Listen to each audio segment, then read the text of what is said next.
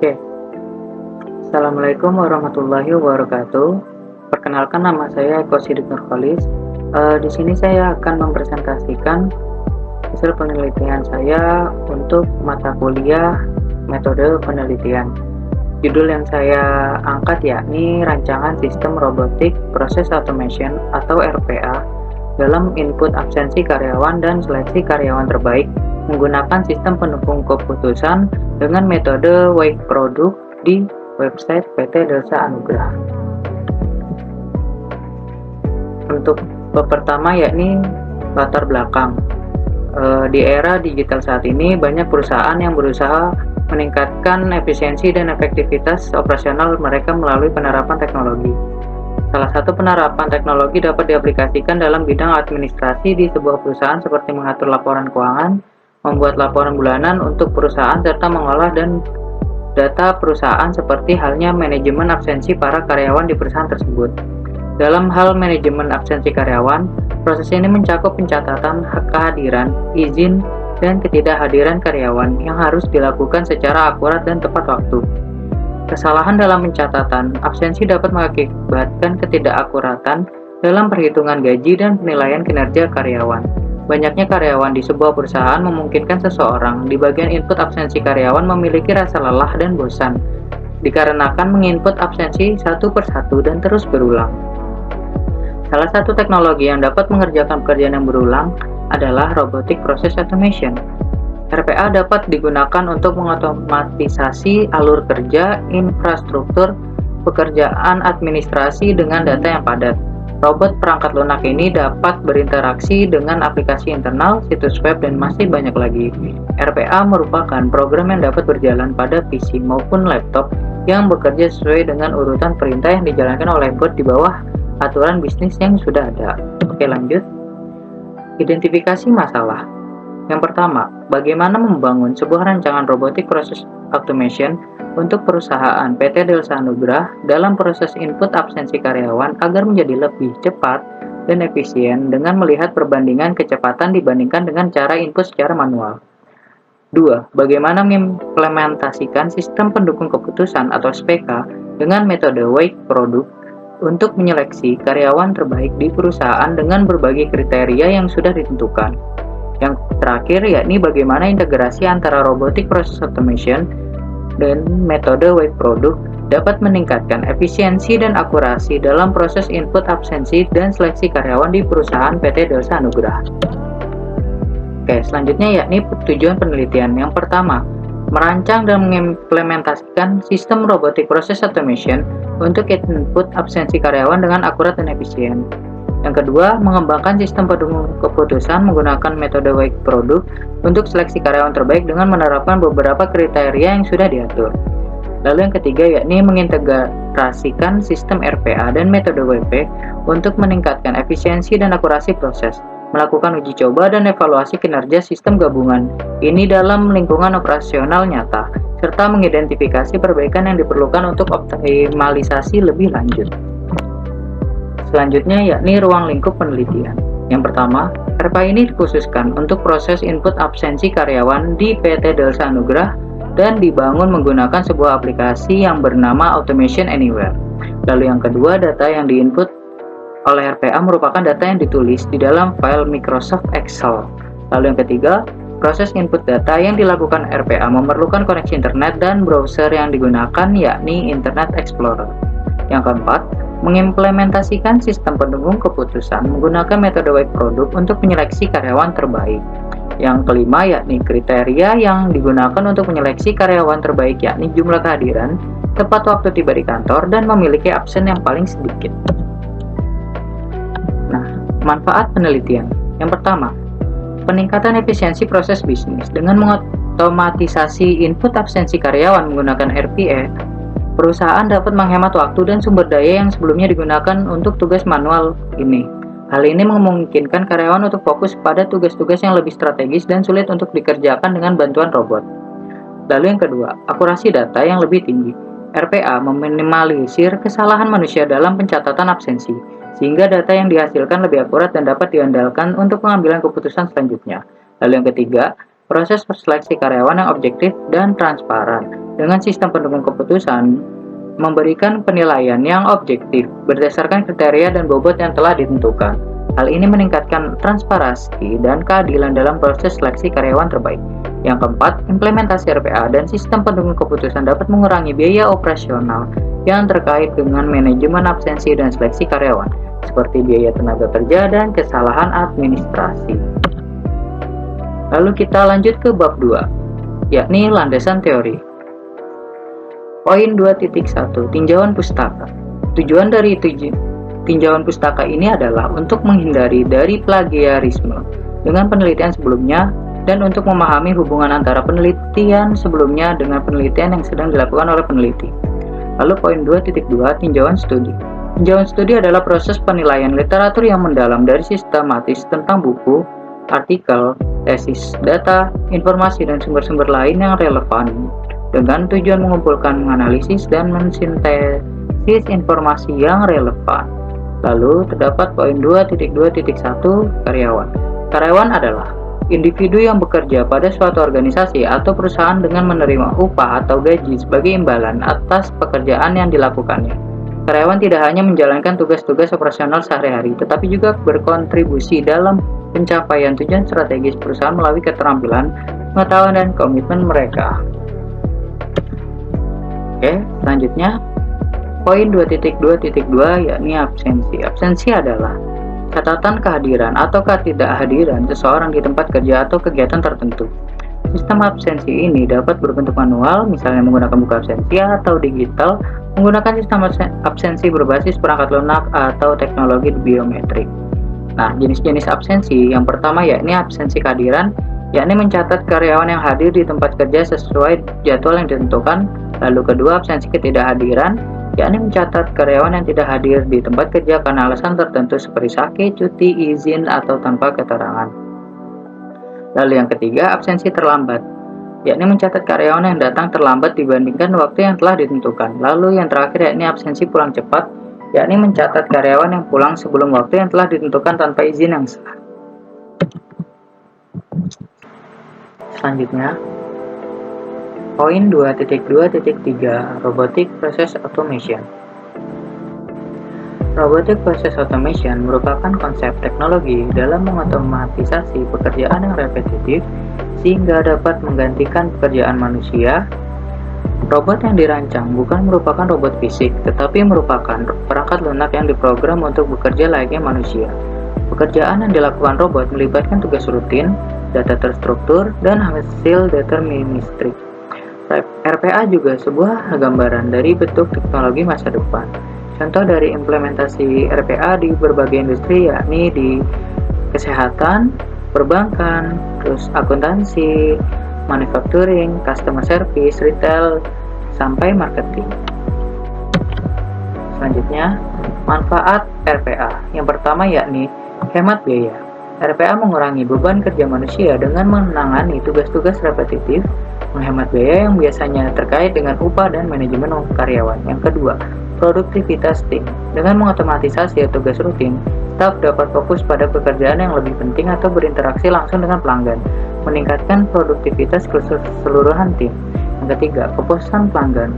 Proses yang lebih cepat dan efisien berkat RPA mengurangi waktu tunggu pelanggan dan meningkatkan pelayanan yang dapat meningkatkan kepuasan pelanggan serta reputasi perusahaan. Yang keempat, moral karyawan. Dengan menghilangkan tugas-tugas membosankan, karyawan merasa lebih terlibat dan bernilai, memungkinkan fokus pada tugas-tugas yang memerlukan keterampilan mereka. Lalu, poin 2.2.4, Automation Anywhere. Automation Anywhere adalah salah satu platform terkemuka dalam bidang robotic process automation. Platform ini memungkinkan organisasi untuk mengotomatisasi proses bisnis yang kompleks dan berulang dengan menggunakan bot atau perangkat lunak robot. Platform ini memungkinkan organisasi untuk mengotomatisasi proses bisnis yang kompleks dan berulang dengan menggunakan bot atau perangkat lunak robot. Automation Anywhere menyediakan berbagai alat dan fitur yang memudahkan pengguna dalam merancang, mengembangkan, dan mengelola bot RPA untuk meningkatkan efisiensi operasional dan produktivitas. Automation Anywhere memiliki 3 komponen utama, yakni control room, bot creator, dan bot runner.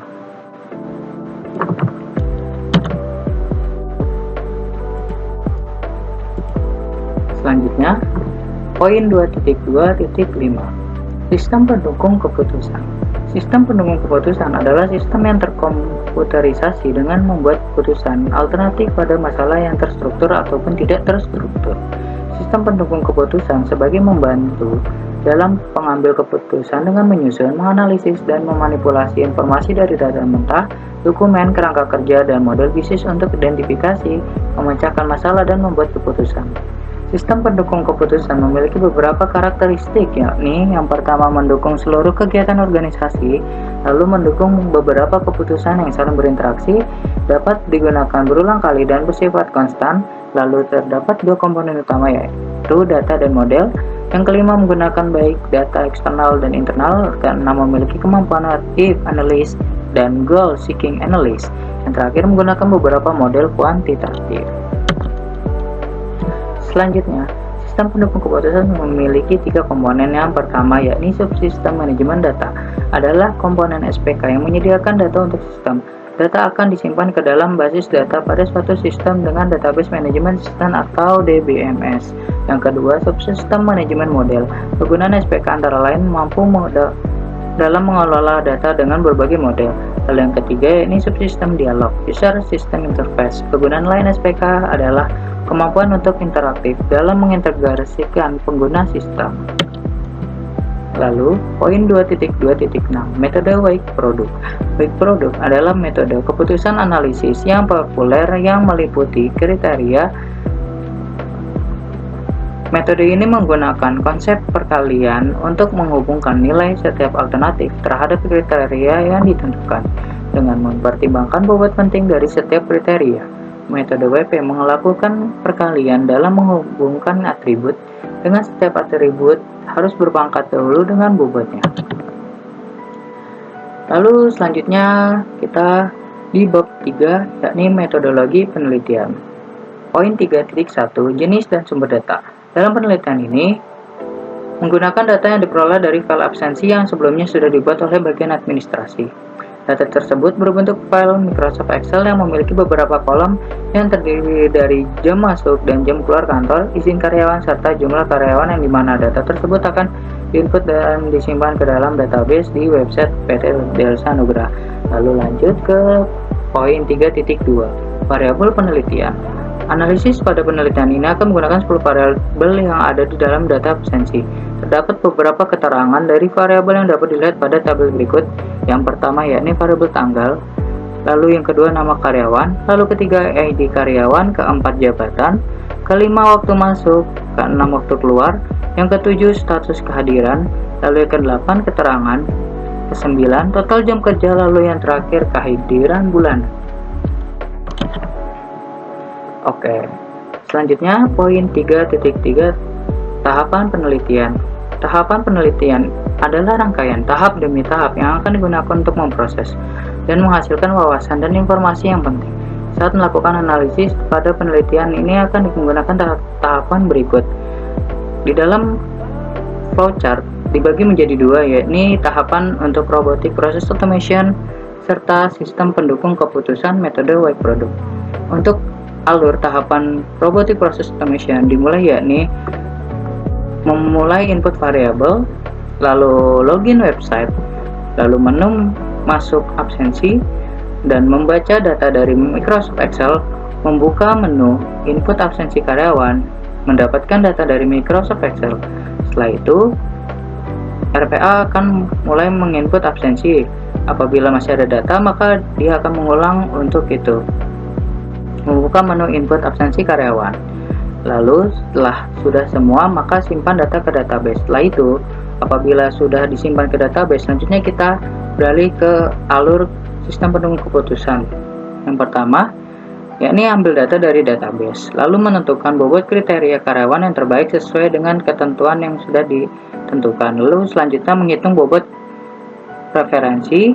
Setelah itu, menghasilkan bobot preferensi, yaitu karyawan terbaik. Oke, selanjutnya poin 3.3.1 pengembangan RPA.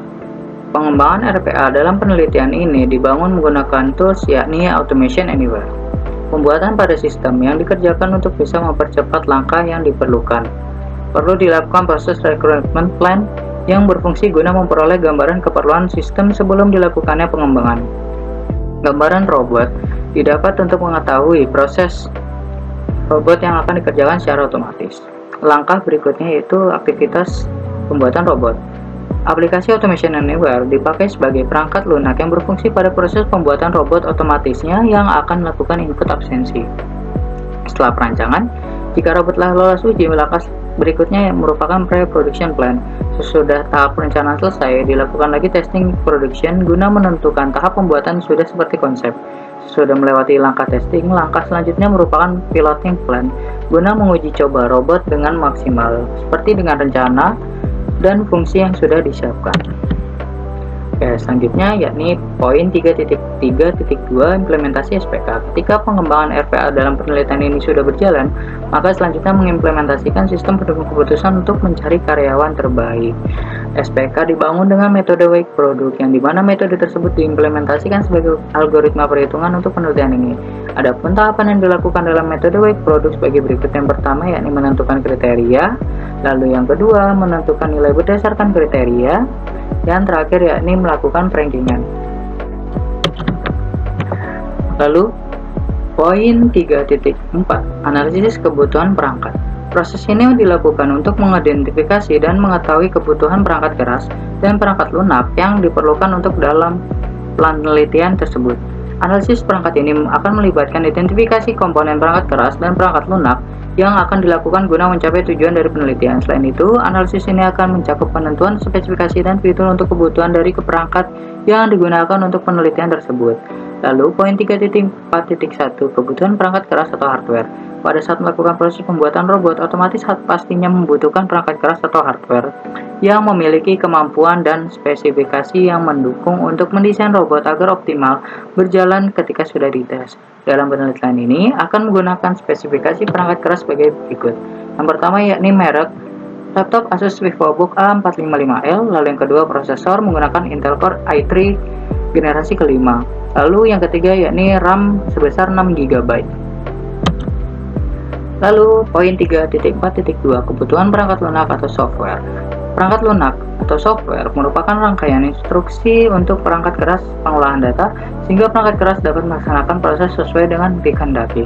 Adapun perangkat lunak yang digunakan dalam membangun sistem pada penelitian ini yaitu menggunakan sistem operasi pendukung dalam penelitian ini sebagai berikut. Yang pertama yakni Windows 10 64-bit, lalu yang kedua yakni Microsoft Excel 2021, lalu yang ketiga yakni aplikasi Automation Anywhere, lalu yang keempat yakni Microsoft Edge. Nah, itu saja dari saya. Mohon maaf apabila terdapat kekurangan di dalam presentasi ini. Sekian dari saya. Terima kasih. Wassalamualaikum warahmatullahi wabarakatuh.